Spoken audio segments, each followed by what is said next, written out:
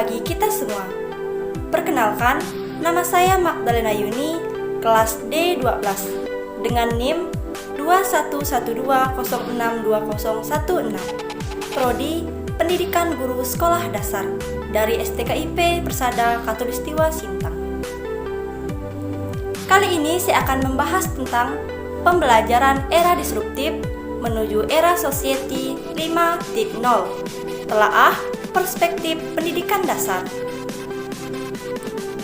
Selanjutnya saya akan membahas tentang perspektif pendidikan dasar terhadap revolusi industri 4.0 dan Society 5.0. Nah, di sini Indonesia perlu menyiapkan sumber daya manusia unggul era revolusi industri 4.0 menuju masyarakat 5.0 melalui intervensi pendidikan.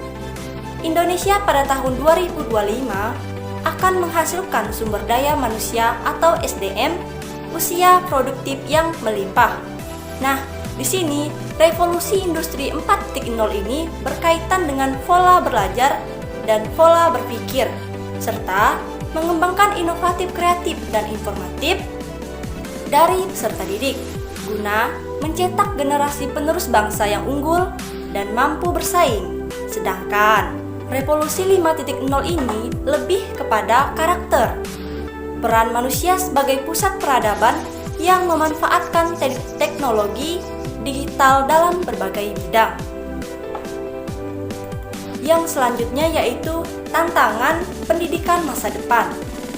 Sejalan dengan kondisi tersebut, di mana tuntutan global dari perspektif pendidikan ini, Indonesia masih jauh dari rata-rata. Untuk meningkatkan daya saing global tersebut, maka Indonesia perlu segera berbenah.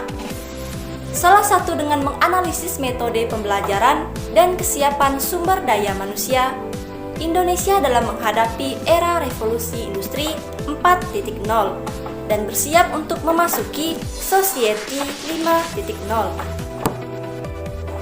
Nah, di sini tantangan pendidikan masa depan ini saya mengambil contoh yaitu kurikulum. Kurikulum ada dampak positif dan ada dampak negatifnya.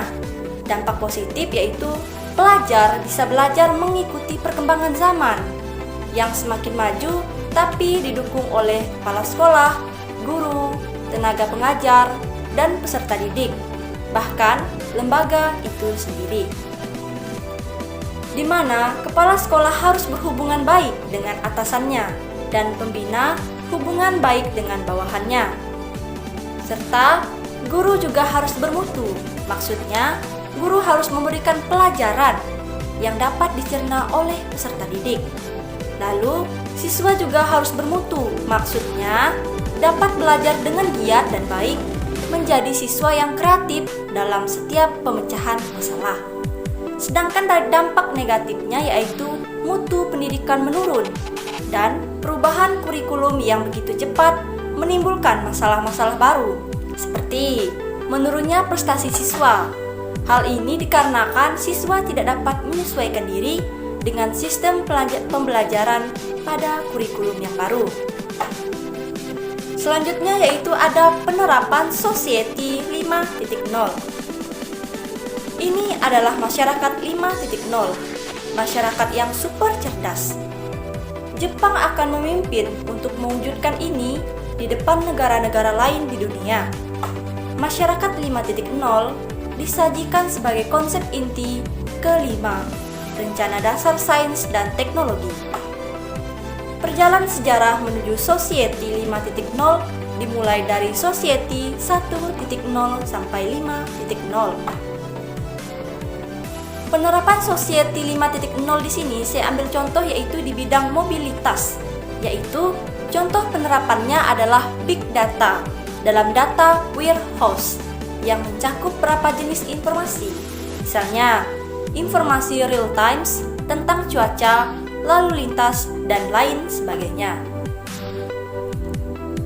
Selanjutnya ada keuntungan dari penerapan Society 5.0. Di sini yang pertama ada penyediaan pelayanan kesehatan.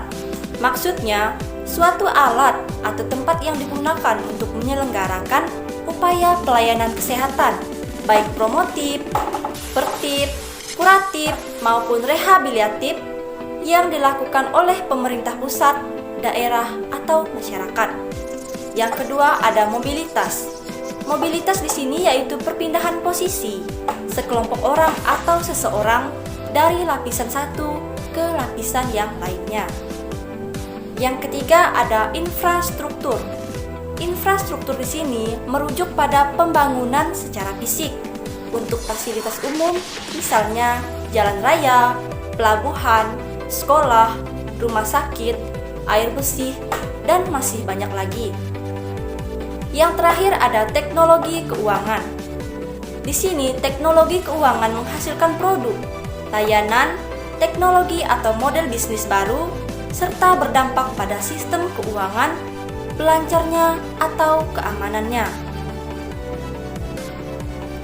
Sekian dari penjelasan saya ucapkan terima kasih.